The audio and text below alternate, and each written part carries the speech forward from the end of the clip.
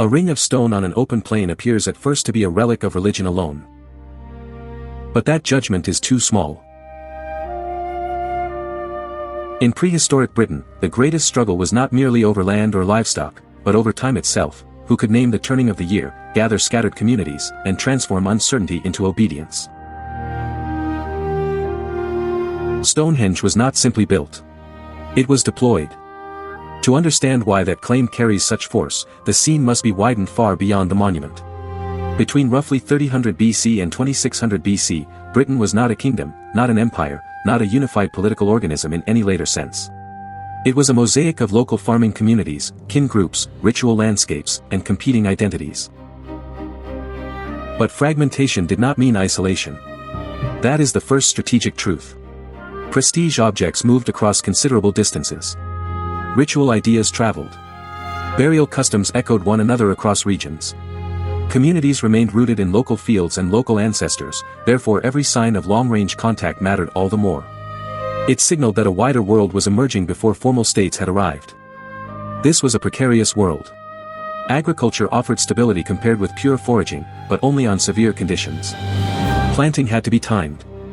Harvests had to succeed. Seasonal rhythms had to be anticipated with enough confidence to prevent hunger, unrest, and social fracture. In such a society, uncertainty was not an intellectual inconvenience. It was a political danger. A mistimed cycle could ruin stores, disrupt feasts, undermine marriages planned between groups, and sharpen tensions between communities already inclined to distrust one another. Therefore, any institution capable of reducing uncertainty held immense strategic value. That is the true setting of Stonehenge. Not a lonely marvel in empty countryside, but one node in a broader sacred landscape that included cursus monuments, burial areas, Henges, the river Avon, and later the great gathering place of Donington Walls.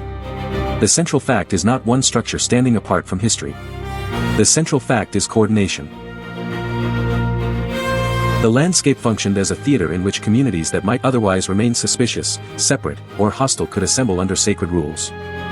Monument building in this context was not decorative extravagance. It was coalition politics in stone. A large ceremonial center achieved several things at once. It concentrated labor, therefore proving that some authority could persuade or compel participation. It created a focal point for recurring gatherings, therefore reducing the risk that local groups would drift into isolated calendars and isolated loyalties. It offered neutral ground, or at least the appearance of neutral ground, where rival communities could meet under ritual constraints that softened the normal logic of vengeance and suspicion. Above all, it made legitimacy visible. A ditch, an embankment, a circle, an avenue, an alignment, these were not mute features. They were declarations that order existed, and that someone understood how to maintain it. In early agrarian Britain, the annual cycle was the master variable. Herd movement, food storage, planting, harvest, ceremonial obligations, and intergroup exchange all depended on a reasonably shared sense of timing. Therefore the observation of solstices and seasonal turning points was not an abstract curiosity. It was a technology of social survival. Whether through direct astronomical observation, inherited ritual convention, or both, those who could convincingly define the year gained more than prestige. They acquired leverage over the practical life of many communities. This is the first great paradox of Stonehenge. It belonged to a world without written law, but it performed something close to constitutional work. It offered a stable framework around which movement, memory, and obligation could be organized. In later civilizations, the same function would be carried by tablets, archives, tax registers, and bureaucratic calendars. Here, the framework had to be embodied in place, spectacle, repetition, and the sanctity of the sky. A dispersed society requires periodic concentration if it is to remain coherent. But periodic concentration does not happen by accident. It requires trust, expectation, and an agreed schedule.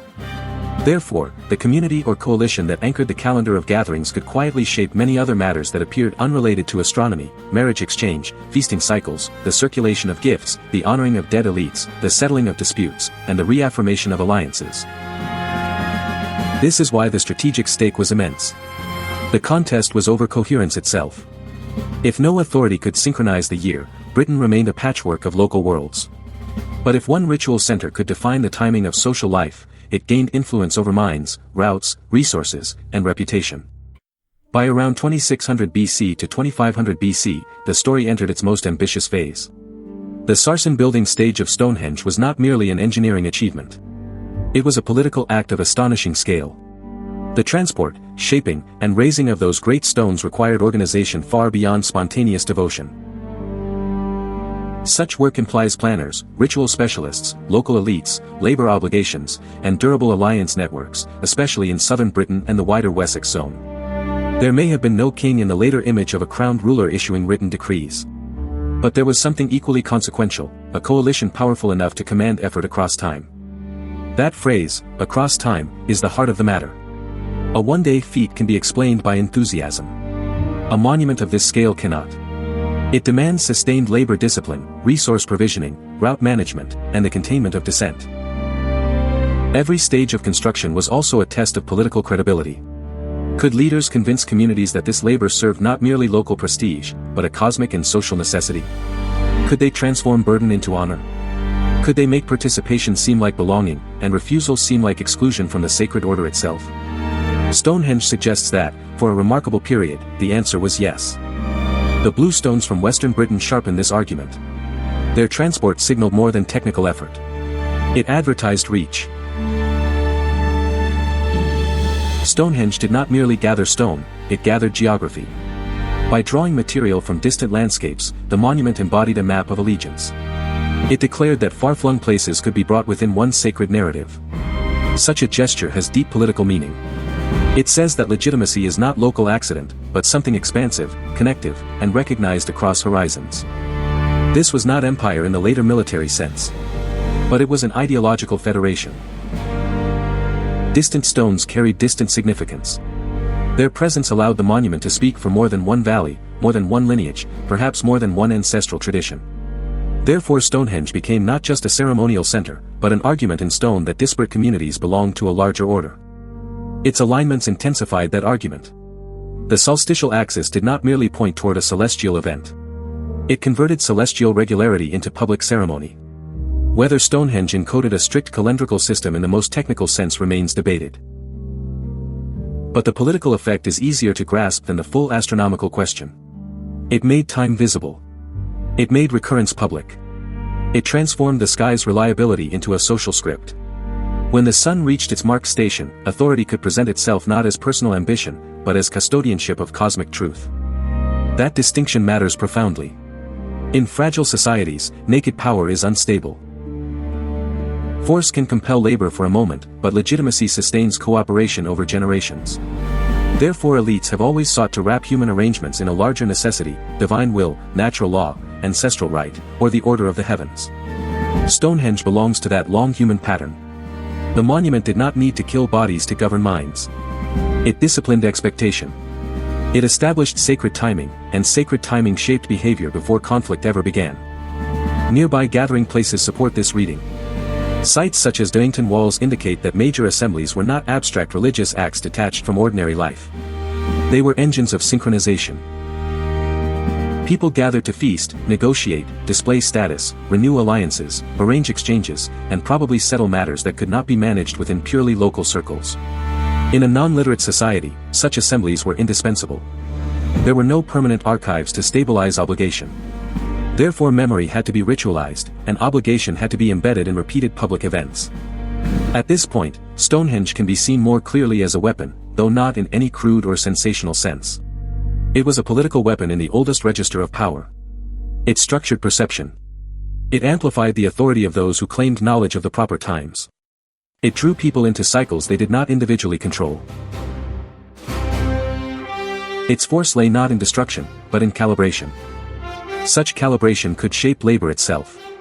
If the annual round of assemblies became predictable, labor could be mobilized for monument work, for feasting, for exchange, for funerary display, and perhaps for wider regional coordination with less friction.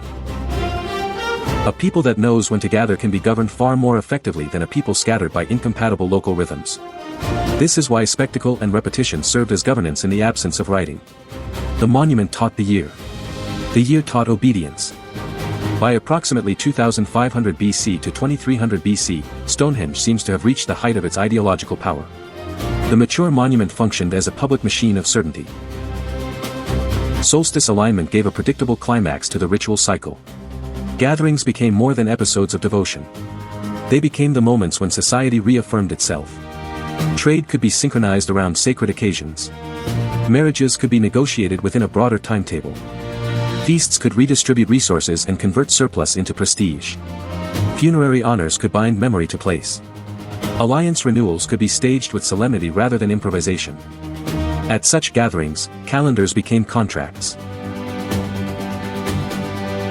Not written contracts sealed by ink, but social contracts sealed by shared visibility, collective memory, and the authority of recurring sacred performance.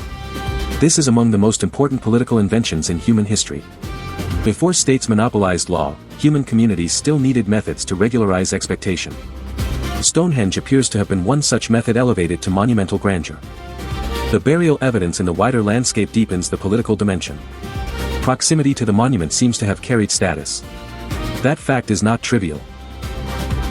It suggests that Stonehenge was becoming not only holy, but central. The dead placed near it were inserted into an elite geography of memory. Sacred closeness could become a form of rank. Therefore the site was not simply organizing seasonal gatherings, it was shaping hierarchy itself. But this very success concealed a vulnerability. Stonehenge rose to prominence during a period when Britain was becoming more mobile, more unequal, and more entangled in wider networks. Its authority expanded precisely as the social world around it was changing in ways that no monument could permanently control. This is the pivot of the story, and it is subtle enough that many narratives miss it. There was no single dramatic battle in which Stonehenge was defeated. There was a silent strategic revolution. That revolution came through movement, of people, objects, burial customs, identities, and eventually metals. Beaker-associated networks carried new forms of prestige, new habits of display, and new patterns of connection across Britain and beyond. The old communal logic of monumental labor remained powerful for a time. But another logic was rising beside it, a political economy centered less on shared ritual construction and more on individual distinction, portable wealth, and wider exchange circuits. Stonehenge had helped create the conditions for broader integration. That was its triumph. But broader integration generates alternatives.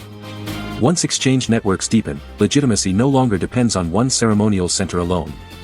Once status can be displayed through new goods, new burial forms, and access to distant materials, the monopoly of ritual time begins to weaken. Therefore Stonehenge's greatest success also prepared the ground for its relative decline. This is one of history's recurring ironies. Institutions that master one era's uncertainty often become too rigid for the next era's complexity.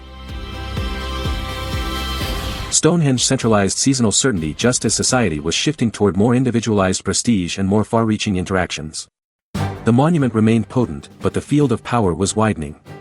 Authority was no longer secured solely by proving command over communal time. It increasingly depended on command over routes, goods, symbols of personal rank, and the social drama of differentiated display. The introduction and spread of metallurgy sharpened these shifts. Metal transforms politics because it is portable, desirable, and difficult to ignore. A monumental stone center anchors legitimacy in place. But metal wealth can travel. It can be gifted, traded, hoarded, inherited, and exhibited in more personalized ways. As the Bronze Age advanced, authority became increasingly tied to objects, warrior prestige, and marked burial differentiation. Therefore the old formula, communal labor sanctified by cosmic timing, was no longer the sole engine of power. Stonehenge did not vanish. It did not become meaningless. But it was superseded in strategic centrality. This distinction is crucial. Human societies rarely discard old sacred centers immediately. They reinterpret them, absorb them, and preserve them as memory machines even when practical command shifts elsewhere. Stonehenge endured as a site of significance, but memory is not the same as command. Reverence can survive after central authority has moved on. By roughly 2300 BC to 1600 BC and beyond, the social world of Britain had changed enough that Stonehenge no longer sat at the absolute center of strategic life. The older mode of coordination through ritual time yielded ground to a harsher and more differentiated order. Exchange widened. Status display intensified. Personal prestige and possession of valued objects became more politically consequential. The sacred calendar still mattered, but it no longer monopolized legitimacy. This does not make Stonehenge a failure. On the contrary, it reveals the monument's true historical scale. It solved a foundational problem for a particular kind of society. In a fragmented agrarian landscape lacking writing and formal state institutions, Stonehenge helped convert uncertainty into order. It created a center where the year could be staged, where communities could gather, where sacred timing could stabilize trust, and where elites could present themselves as managers of a cosmos reflected in earthly routine. For that world, this was a formidable achievement. But no formula of power remains permanent. Human systems evolve. Techniques of legitimacy migrate from one medium to another. The same civilization-building impulse that once required trilithons and solstitial processions would later require temples, then tax calendars, then administrative archives, then mechanical clocks, then railway timetables, then global standard time, and now digital synchronization measured to fractions of a second. The medium changes. The logic does not. This is the deepest lesson Stonehenge offers. Control of time is among the oldest forms of power. To define the calendar is to define expectation. To define expectation is to shape labor, ritual, debt, loyalty, and opportunity. Taxes are due on dates.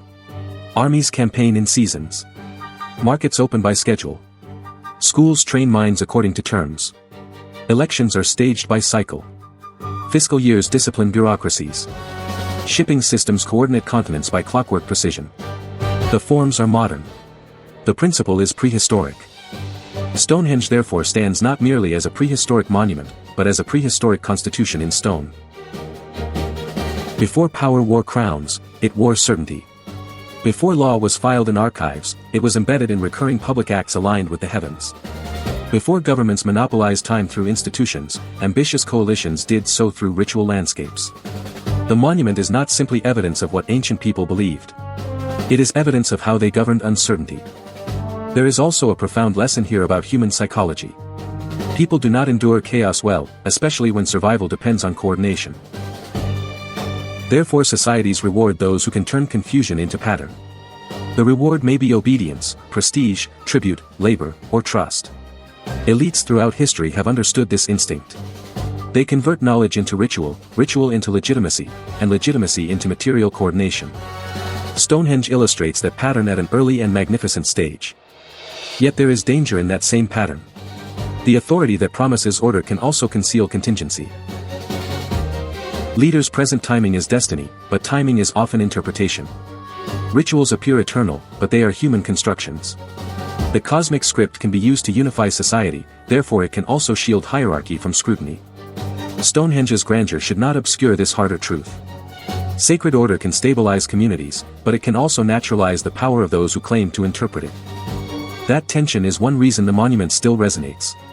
It belongs to prehistory, but its logic remains visible in modern systems. Contemporary states do not need standing stones to govern collective time.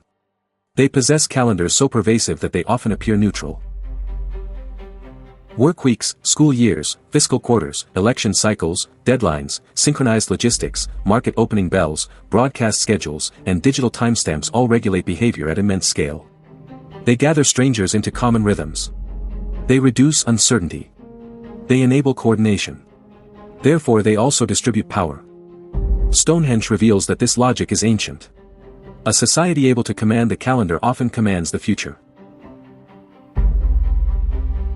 Not because timing solves every conflict, but because timing determines when collective action becomes possible, when legitimacy is renewed, and when scattered lives are folded into one operating system. The stones on Salisbury Plain are an early monument to that civilizational insight. The verdict, then, is not that Stonehenge was merely a temple, nor merely an observatory, nor merely a burial site. It was a strategic center that helped organize prehistoric Britain by making time authoritative in public space. Its builders understood, whether intuitively or with extraordinary sophistication, that shared calendars are the skeletons of large societies. Stonehenge's ultimate strategic outcome was temporary success of the highest order. It synchronized communities, magnified elite legitimacy, and transformed ritual knowledge into practical coordination. But its true cost was the familiar cost of all systems of order. Once legitimacy hardens around one method, history eventually moves beyond it. The modern mirror is impossible to ignore. Every advanced society still depends on invisible Stonehenges, institutions that align millions of lives to common schedules and call that alignment normal. The office quarter, the school semester, the holiday season, the shipping timetable, the military deployment window, the interest payment date, the election calendar, these are modern trilithons. They stand not in stone, but in systems. They do not require pilgrimage to a plane, because they inhabit every screen, ledger, and clock. But the old bargain remains. Certainty grants coordination. Coordination grants power. And so the monument endures as both warning and revelation. It shows that one of humanity's oldest ambitions has never changed, to seize the chaos of time and turn it into a framework for belonging, production, and rule. Civilizations rise by synchronizing strangers. They fracture when their rhythms splinter. They transform when new instruments of timing create new forms of hierarchy. The legacy question is therefore larger than Stonehenge itself. If every society is governed not only by its laws and leaders, but by the calendar it obeys, then the final question is this. When a civilization calls its timing natural, sacred, or inevitable, is it revealing the order of the world, or merely the architecture of its own power? If this analysis opened a new way of seeing the ancient world, subscribe for more historical investigations that treat monuments, empires, and forgotten systems not as curiosities, but as engines of power. And continue with the next video on the end screen, where another familiar piece of history reveals a far less familiar logic. One question remains worth debating below: was Stonehenge's greatest power its command of belief, or its command of coordination?